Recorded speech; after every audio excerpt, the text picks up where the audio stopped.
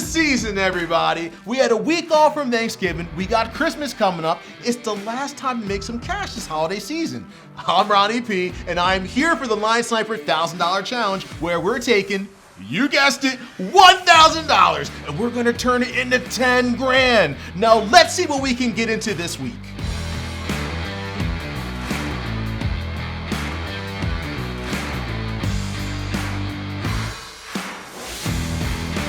Welcome back to another episode of Bet with the Pros. I am always your host on this journey, Ronnie P, and we are still on that way to $10,000. Now, we ended up last episode all the way down at $465, but we had some very good bets. Let's go through it. We'll start with college football. We had two best bets here. First one was the University of Cincinnati -6 against UCF, and Cincinnati did bring us the win, but only by 3. So no dice there. Thanks, Bearcats. After that, we took Arizona +11 against Washington, and well, Arizona got absolutely flattened. Look, y'all, that game was rough. Don't worry about it. Don't trust Arizona. Moving on to the NFL, we had our first bet of the Bengals versus Washington over 44.5. Now, this was part of that huge resurgence Washington has had, but the Bengals are simply terrible, and while Washington put up big points, the Bengals barely even showed up, so nothing there. All right, no more sad games. Let's jump right to the good stuff. The New Orleans Saints -4 versus the Falcons. Saints cleaned up, and we cleaned just over $94. Thank you, Saints.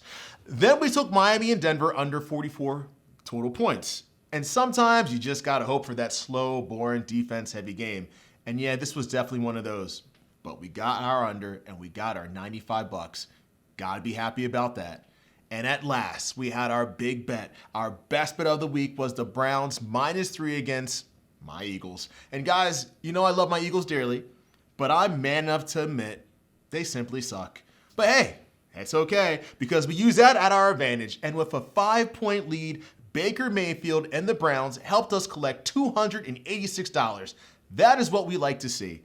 And after all is said and done, we are up to our new total of $942. Not bad coming up from our 465, huh?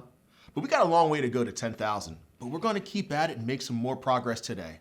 Now on the call with me today, we have the founder of Linesniper, one of the sharpest bettors I've ever met, Daniel Chiang, is going to join me, and I'm going to pick his brain for the absolute best bets we've had so far. Let's see what we can do today, and let's get some money, baby. Ladies and gentlemen, we have a very special guest today. We have the founder of Linesniper, Mr. Danny Chiang. Danny, thank you for joining me today, man. I'm like shaking, I'm nervous, because like you are the man, you're the myth, you are the legend at this stuff, dude. I'm ready to win some money for Christmas time because of you, man. I figured, going into Christmas, they'd bring out the big guns. So they called me up. I'm here to work and make us some money this week. So, cross our fingers, hope we run a little good, but I think we got it going, Ron.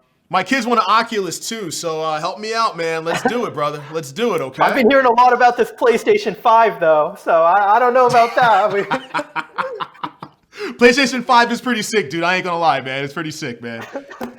So, awesome. Danny, I know you're the prop king, man. Like, since I met you, all you talk about are props. I'm not gonna lie. My bankroll has increased by using your props. So I figured, do you have any good props for tonight's game, Thursday Night Football? Yeah, so definitely some good bets. But let me talk a little bit about kind of why we bet props, and I think why they're important for people to understand kind of why we have a specific system to do it this way. A lot of people, and Ron, you included when I first met you, you love betting the sides and games from what I remember, right? I did. You love betting the Eagles. I call you the Philly King for a reason, Ron. But I think once you get to the higher level of sports betting and you're really trying to make money, you'll figure out, let's bet things that aren't so widely bet by the public and a little more inefficient. So that's kind of typically how I suggest to people to start betting. And especially if we're building a bankroll from $1,000 to $10,000, we're not trying to bet, thousands of dollars per game. We're not trying to kind of break the bank in terms of any specific bets. So we're not going to run into any limitation issues on your bet. So if you're trying to bet a few $100 a game, $500 a game, start with props, find the most inefficient markets, and then, once you really conquer those, then get to some of the other markets that we're going to go into, like college basketball or college football, and then ultimately NFL. So let's get into the games. Thursday Night Football, New England Patriots versus Rams. I know you saw this game, Ron. So how do you think the game flow is going? And then I'll tell you kind of what I like in the game. I mean, personally, I think the Patriots are frauds. I'm not buying anything they're doing, man. I know they're going to slow it down. Their defense is nice, but I'm loving the Rams, man. And I don't think the Patriots can really, they're not good on the run to stop it. They're not good on stopping the run, man. I don't think they're that good. Yeah, man. you're definitely, it doesn't sound like you're a big Cam Newton fan. No, he's a fraud. He's done, man. This isn't 2008. It's 2020. The guy's done. He's washed up. Like, get him out of here, man. Christ. You got it. So why don't we look across the sports book, see what we can find in the Thursday night football game prop. So let's click into the New England Patriots-Rams game on FanDuel. Okay. I saw you load up the account before this, so we got a little bit to play with here. We got something to play with on here. So the first thing I look at when I'm looking at these props is kind of what does the sports book actually offer, in terms of things that we could bet. So you can see you can bet anytime touchdown score, first touchdown score. We can bet passing yards, a whole bunch of litany of things that we can bet, especially on the prop side of things. One thing what I saw when I was scouring around different sports books to see what would be interesting for today was I saw one discrepancy on the first touchdown score. So why don't we click onto that? Okay. So for people who don't know kind of what a first touchdown score bet is, it's pretty obvious, but it's the guy who's going to score the first touchdown in the game. Obviously if a field goal is kicked at the beginning of the game, that's not going to count. The field goal kicker doesn't count as a touchdown. I think that's pretty basic stuff for most people, but let's clear that out of the way first. So you have a whole, slew of people that you can bet on these things. Oftentimes these markets are hugely juiced, which means, the sports books take a lot out of each of these bets. So these are typically not good bets to make unless you find a very specific discrepancy. And the one I saw was Darrell Henderson. And I'll be perfectly honest with you, I did not know who Darrell Henderson was until 4 hours ago. So I had no idea who he was, but I saw the numbers on this and I was like, this looks really damn weird to me. Let's do a little bit of research. So how did I figure out it looked weird to me at the very beginning? So if you see there, Ron, can you read me out what price Darrell Henderson is getting paid at if you bet it on this sports book? So $100 will get you plus $1,500, meaning that I put $100 down, I will get $1,500 if Darrell Henderson scores a touchdown, the first touchdown. That's nice and juicy, right? That'll buy you at least 2 PS3, PS5. So yeah, and some accessories, bro. We're cheering for that one. So if you look at that, that's plus 1,500. Let's just take a quick look at the other sports books quickly to see, is it a corresponding price? And, what are other people offering for the exact same bet? So let's look at DraftKings first. Yeah. Let's look at DraftKings. I'm on DraftKings. Let's go to, NFL. We're going to go to the Patriots-Rams game. Okay, we're going to go to player props. And here we go, touchdown score. So Darrell Henderson. So Darrell Henderson is going to be the third guy on that plus list. 800. Plus 800. So that is like, that's horrible. Think about how different that is. If you end up winning this bet, and take for a second the thought process that as bettors, we only can assume that things are going to happen on a probability distribution, which means, there's nothing that I will tell you today, Ron, that's going to win 100% of the time. I know it's a guaranteed lock. I just know that X% of the time this bet is going to win. But imagine you win this bet and you get paid $800 out versus $1,500 out when you actually win. That's going to be a huge difference in terms of the speed at which you build your bankroll, or as you said, the accessories you can buy with the bets that you win. So, if we do end up winning this bet, I'd much rather get paid the extra $700. Oh, I would too. That is exactly when, Ron, I've heard kind of Kanish and Andy on the show before leading you through this concept called line shopping. This is exactly what we mean when we're talking about, very high level line shopping. If there's a $700 difference between what you're going to win based on the bet, I would definitely take that into the bank, deposit the money on the right sports book and make your bet that way. I'm not going to lie to you, man. Before I actually came here, I didn't line shop. And now that's all I do is line shop. That's why you're betting with the pros, right? See the tie-in there? We had an interview the other day actually with a guy who builds our college basketball model. I think the guys are going to release it later this week or next week, if I remember. It's with this individual called Bill Papos, and he ran a really interesting analysis on betting the NBA over a season. If you place 3 bets a week in the NBA and you line shop, simply getting a bet at minus 110 versus minus 120, over the entire season, you're going to win a difference of 20 units. Damn. So for the average person who's on Linesniper, who's betting, $250 a game, $500 a game, let's take, for example, $500 a game. Right. That is literally going to make you a $10,000 difference over the course of one season just by, having 4 or 5 different sports books that you can look at. So, that's one of the secrets to betting with the pros is getting what I call a good price and doing some of this line shopping. And I'm glad that, after we've done this, Ron, that you've been able to kind of line shop on your own free time, and cross our fingers, it's made a big difference. It got me a PlayStation 5, man. It got me a PlayStation 5. Exactly. I'll say that. So why don't we scroll back to FanDuel quickly? All right, go back to FanDuel. And okay. So that's the quantitative reason. If you knew nothing else about Darrell Henderson as a player, you could figure out that was a good bet just by comparing it against other sports books. And look, even in the time that we've been chatting about the bet, look, it's moved down another 100 cents. It's still good. I'd probably bet this thing up until third plus 1,300. But that's kind of the small adjustments that the sports books are making over time, and why you have to be extremely diligent about checking the lines, because this, when I first looked at it this morning, to tell you the truth, was plus 1,600. We looked at it literally 10 seconds ago at plus 1,500. And about 10 seconds later, it's plus 1,400. Let's jump on this quickly before it gets down to that plus 800 that's offered at DraftKings. I was thinking the same exact thing, man. I was thinking the same exact thing. I know. We better get on it quick. So let's try to put that wager in. All right, let's put the wager. We're going to put 150 on this, and that's going to bring us back $2,100. So cross our fingers for that first touchdown score. If Cam runs the ball in like he always does for that first touchdown, we're going to be yelling at the TV. But hopefully we get this guy into the game. So let me talk about, for literally 2 minutes about the qualitative reasons, because I still realize we haven't even told anyone who's watching this show who is Darrell Henderson, what position does he play. We've been able to talk for 5-10 minutes about this guy, and no one has a clue who he is. I didn't know until you told me earlier today, man. So I'm with you, man. I'll be honest. I was the exact same way. So he, for the first part of the season, was a primary running back for the Los Angeles Rams. We pulled this up earlier, and I was showing you, Ron, but let's scroll over quickly to that Pro Football Reference tab. Absolutely. And let's just look at his game-by-game stats really quickly. You can find all this stuff also on the Linesniper website, by the way, but this is just a quick, just to get it out of the way quickly.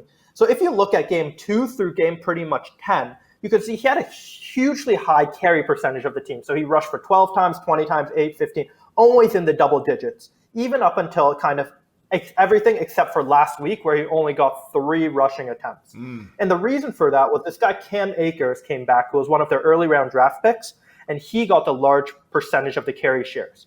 So Darrell Henderson is going to move from kind of running back 1 to running back 2 effectively.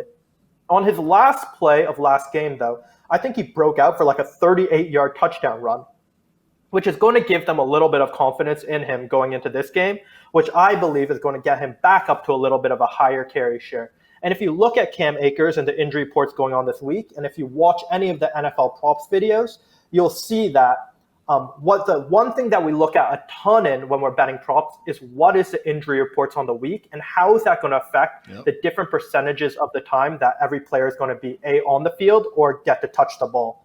So if Cam Akers is injured as running back number 1 and Darrell Henderson gets to go in the game a little bit more, oftentimes the chances are that he's going to likely be able to score at least a touchdown going into the end of the game, or at least get more rushing yards. So that's kind of the qualitative reasons why we thought that Darrell Henderson would be potentially a good bet for this week.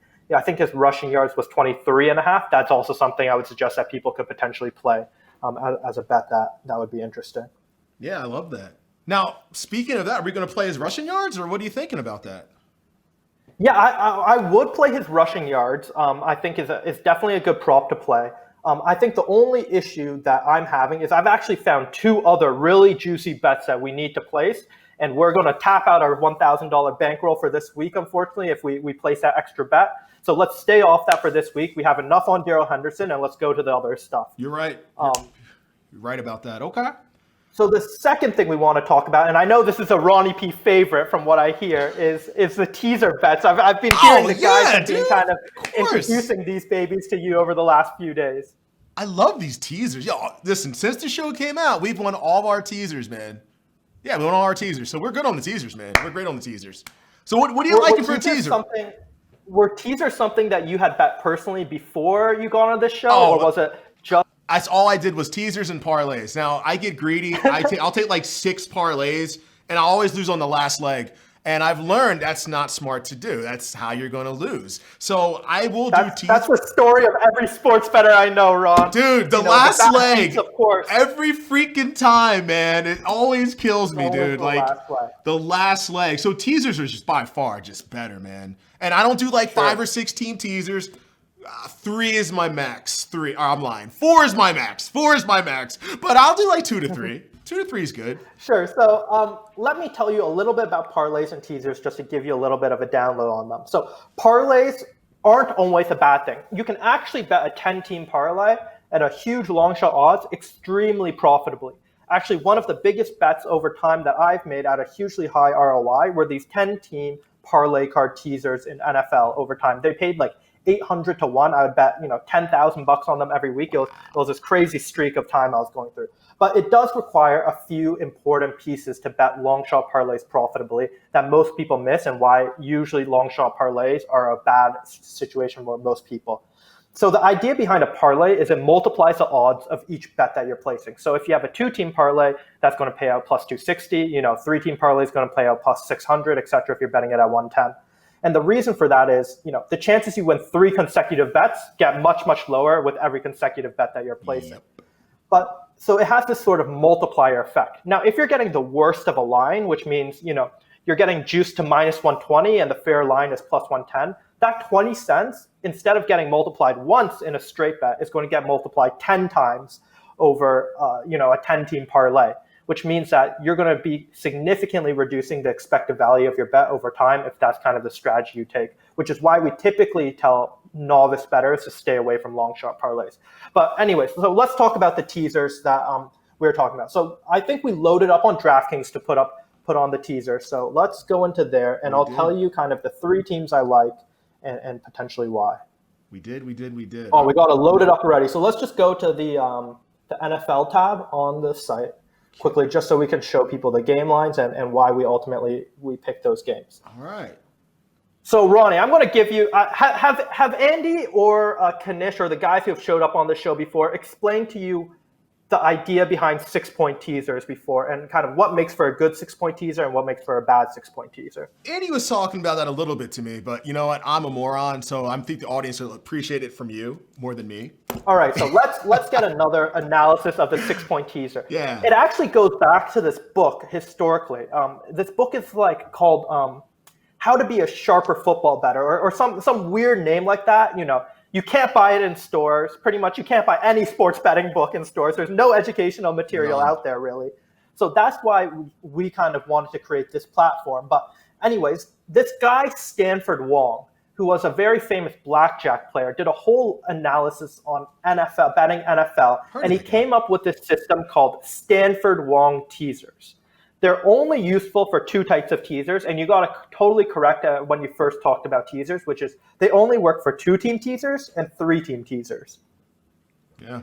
And the idea behind the teaser is this. You can buy 6 points, which is what a teaser is, right? You buy extra points on top of the spread. So a 2-point game will become an 8-point game spread if you buy the teaser, and they'll charge you an associated amount for the opportunity to buy 6 extra points per team you're betting. So the key towards a teaser for 6 points is one simple thing. You want to cross the 3 and the 7. Yep. Can you guess, Ron, why the 3 and the 7 are important in NFL football? That's what games usually hit on. That's what they end on usually. Exactly. Yep. So it's actually quite intuitive to the average person. In NFL, you can only score usually in combinations of 3s and most often 7s. Of course, there's 2-point conversions and safeties, etc. But most scores are going to be 3s and 7s. Yep. So as you can see, the most important points in a game are 3 and 7, particularly for the spread. So it's going to cost you the most to buy points off the 3, and cost you most to buy points off the 7. So if you're able to cross the 3 and the 7 when you're buying 6 points, you're getting the maximum amount of value for the cents that you're paying for the opportunity to buy those 6 points. So that's how you typically think about 3-team teasers or 2-team teasers is whenever you're buying a teaser, you want to cross the 3 and the 7. So that's why if you look at the 3-team teaser that we're putting on, every single one of them is at the 2 or 2.5. Is a very interesting nuance, because if you buy 6 points to the 2 and 2.5, it's going to be 8 or 8.5, and that's going to mean that you're going to cross the 3 and the 7, and that's what makes for a profitable teaser.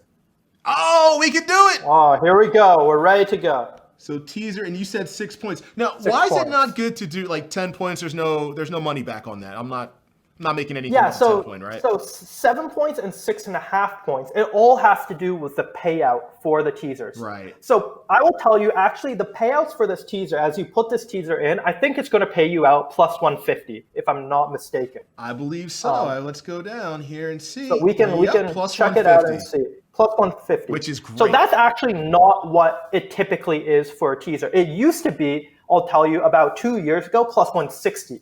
Wow. It would pay you out for a 3-team teaser. Sometimes even plus 165. So did the books wise up and they said, oh, we're not going to give that to them anymore? Yeah, so the books, exactly as you're talking about, they kind of caught hold of the same strategy that a lot of people are doing that we do, and they lowered it to plus 150.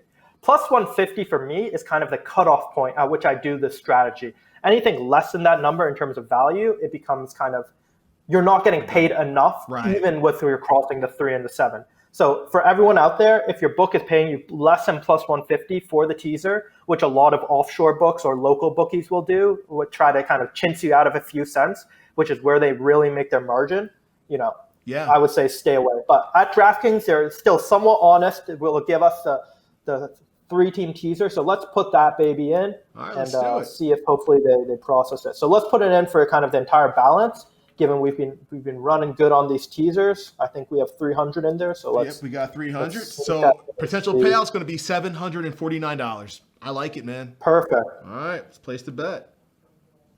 And guys, I'm telling you guys, I line shop now. I didn't before. My bankroll is so much better. So like, they're not lying to you about this. You have to line shop. That should be rule number 1. Line shop. You're just dumb if you're not line shopping. Yes, I was dumb. Yeah, it's literally like if you're going to a store is the best example I take, and there's 2 products sitting right side by side, and they're the exact same products, and one is charged 10% more than the other.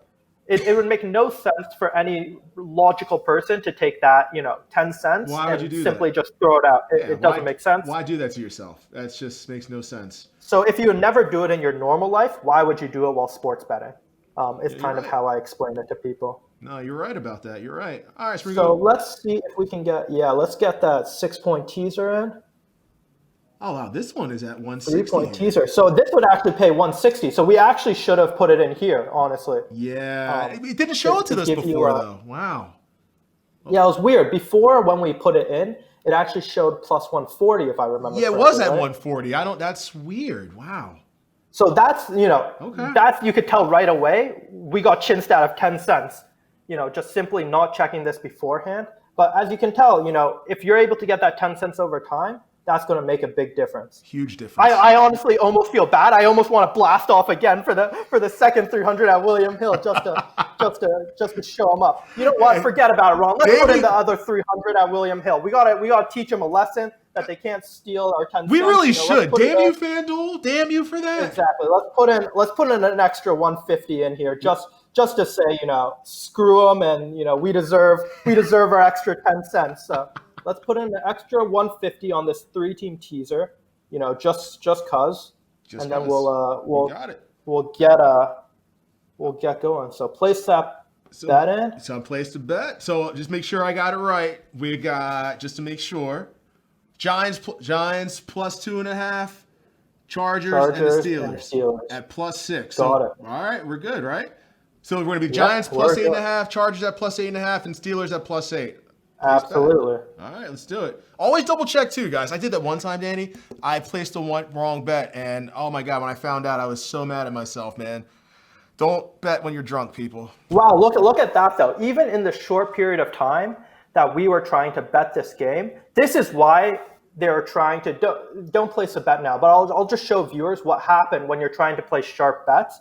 Is if you looked at DraftKings, right, one of the big things we are emphasizing is crossing the 3 and the 7.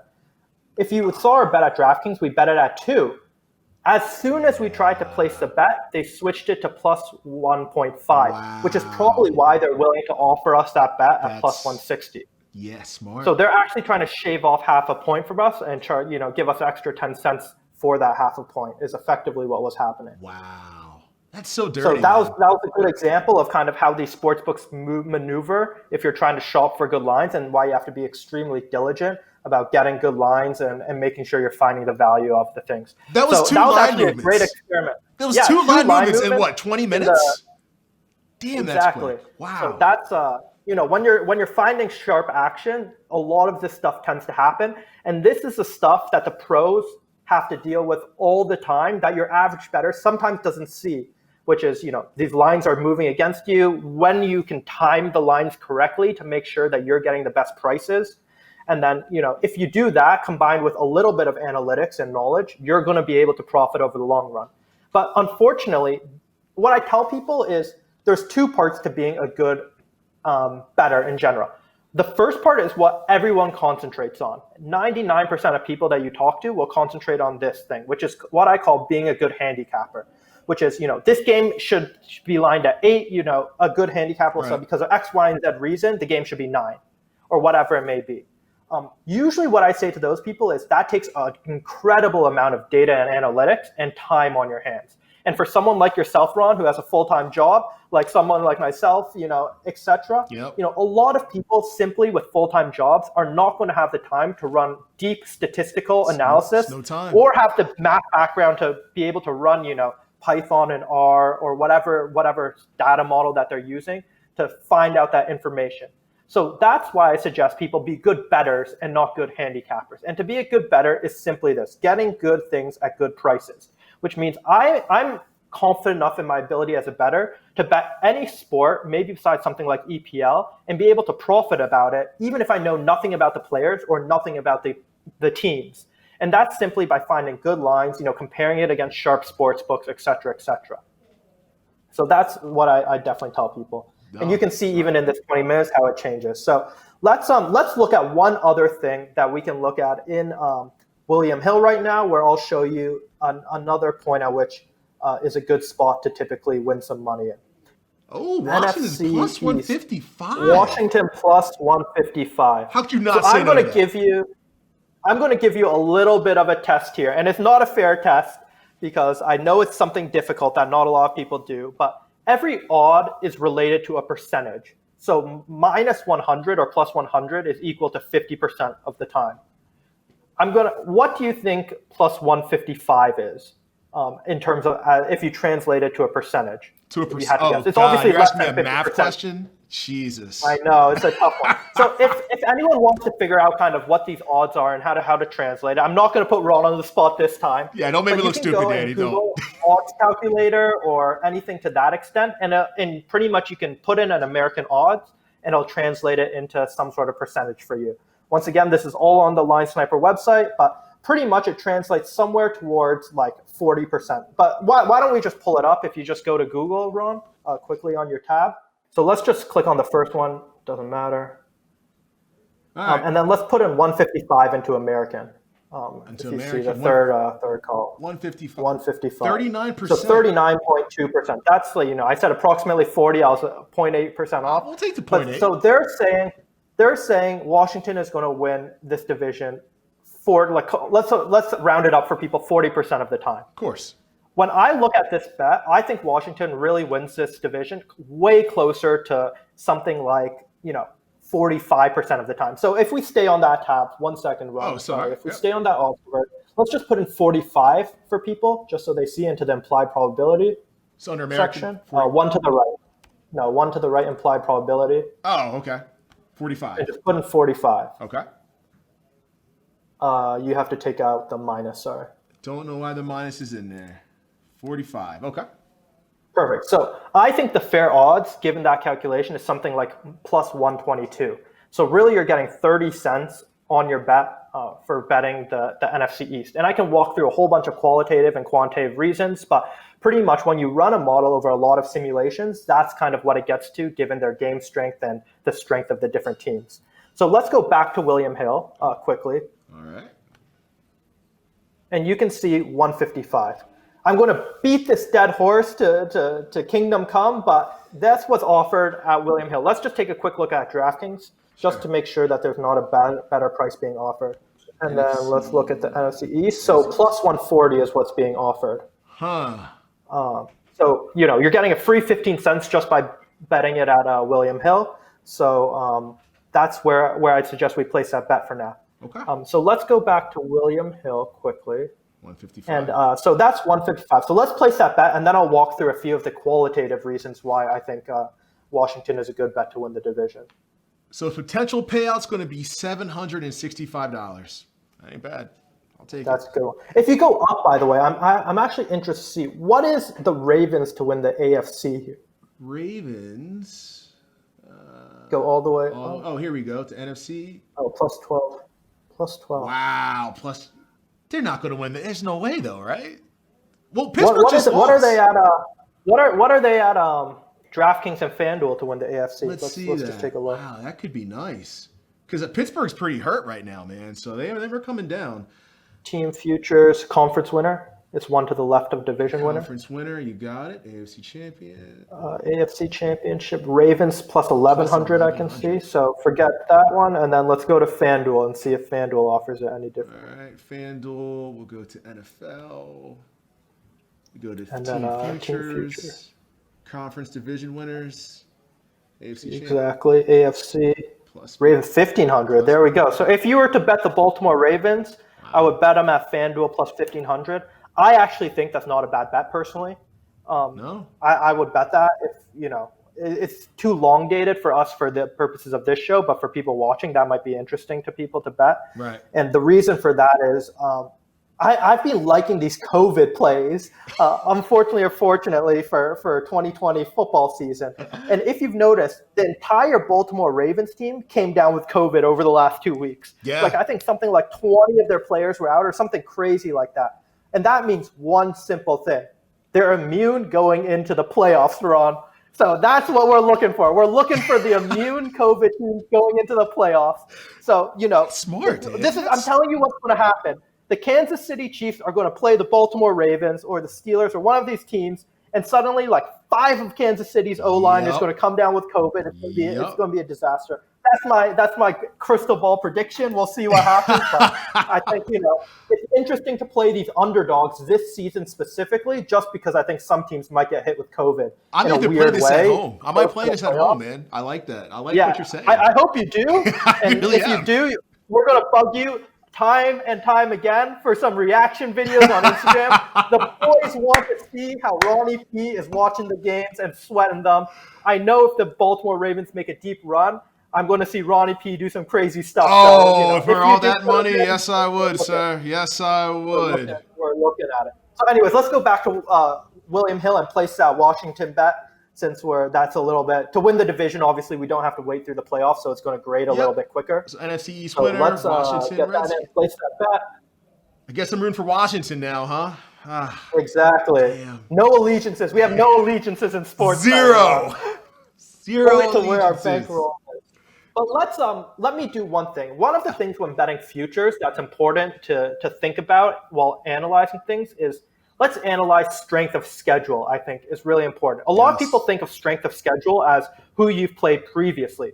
I kind of don't care who you play previously. I want to know who you're going to play. Yep. And that's kind of what's important. So let's just open up another tab quickly and just look at kind of what is Washington's remaining schedule look like, and let's look at what the Giants' remaining schedule look like, given that the Giants are Washington's kind of most likely combatant to the game.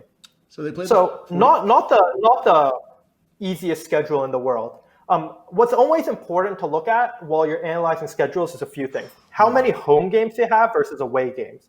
Because as you know, home teams typically have a couple points spread advantage. So they have 2 home games. Now, what about even now during and COVID, though, Danny? Does that matter, the home and away games? Do you think that still matters? Yeah, there's been some analysis of it this year specifically, and that's a question I get asked quite a bit, is kind of what's the home field advantage in a situation where effectively the stadium is much less full and, maybe there's a little less travel or there's a lot less noise for offenses. Typically what we've seen this year is that it's been like half a point difference in what it typically is. Typically it's like 2.8 or something like that. This year we've been seeing it kind of like a 2-point advantage for some of the teams. This is obviously going to depend on the team, though. Like if you're going to the Saints Stadium or the Seahawks Stadium or even Kansas Arrowhead, previous to this year, Right. you're going to have a big home field advantage relative to some other stadiums. But if you're watching like the Chargers, for example, no one even goes to Chargers games anyway, so their home field advantage would be slightly smaller.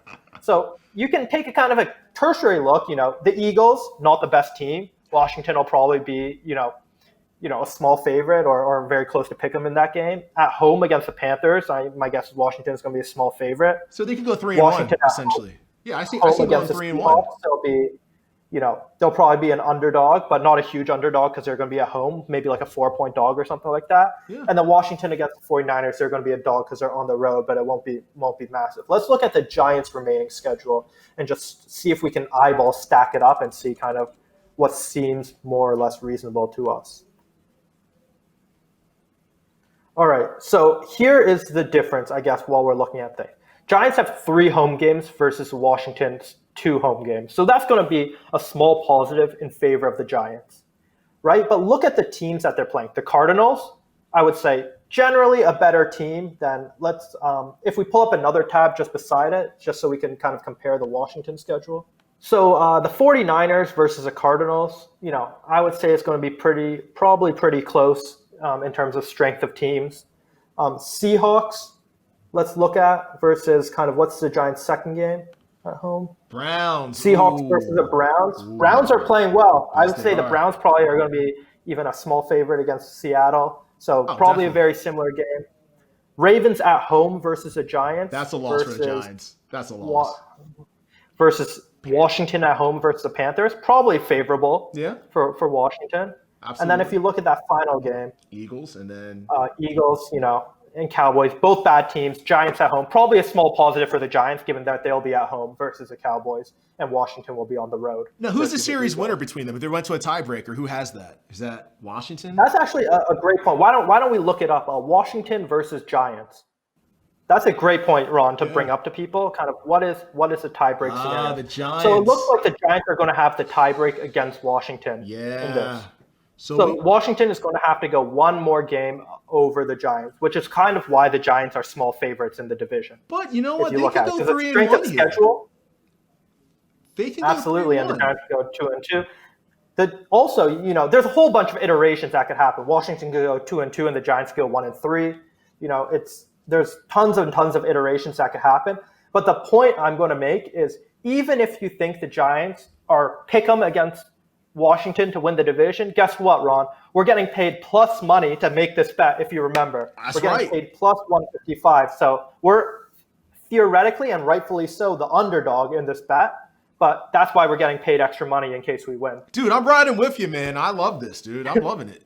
I'm cool with it, man. So that's why I like the Washington Redskins. And I think, really what I wanted to hammer home is a few things during this show. The first thing was, if you're betting with a pro, or like you should be as a pro, make sure you line shop. And I think we've hammered that home so many times this episode and really kind of illustrated a few different examples of why that's important. The second thing is, if you've noticed, we bet almost no straight games and no parlays. We didn't bet any, 1,000 point favorites. We didn't bet huge money line favorites. If you're a sports bettor who's trying to profit over the long run, stay away from those types of leaks in your game, because small things like that are going to add up over the long run and really going to make a big dent into your bankroll. And finally, with all this stuff being said, we understand that as an average bettor, you're not going to have a million hours of time on your hand. So that's why we put out content like this. That's why we put out different kind of statistical tools and analysis that you can use. Do the line shopping, do the betting to the best of your ability, and then, just have a little bit of fun with it.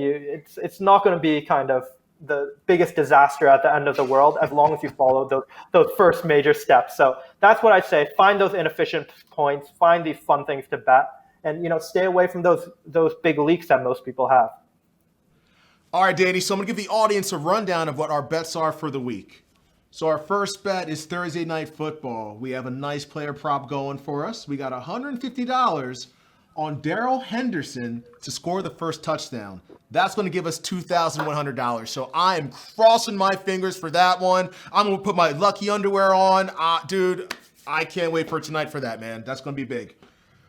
Our second one on DraftKings, we have a 3-team parlay going. We got the Chargers at plus 8.5. We have the Pittsburgh Steelers at plus 8. And we have the New York Giants at plus 8.5. Teaser, not parlay, my fault. So that's going to give us $749.05. And for the last one, at William Hill, we have the Washington football team. I almost slipped there, but I didn't. To win the division. 300 is going to give us a potential payout of $765. I'm feeling confident, man. How are you feeling about this, man? I'm feeling good. Cross our fingers. We won good. We need a little bit of luck on our side, Ron. So hopefully we'll be sweating that first touchdown of the Rams game. Hey guys, check us out for live reactions tonight because I'm going to do a lot of live reactions for tonight's game. Trust me. All right. But Danny, again, dude, thank you for joining us, man. Like, this was so knowledgeable for us. And for me, and I know for the audience, we learned a lot today, man. So I can't thank you enough. Thank you. Thank you, Ron. I'm really happy to be here. And, hopefully I'll be jumping back online soon. Absolutely, man. Absolutely. Thanks again, Danny. And everyone, enjoy our bets. See you next week. Same time, same place. Have a good one, guys.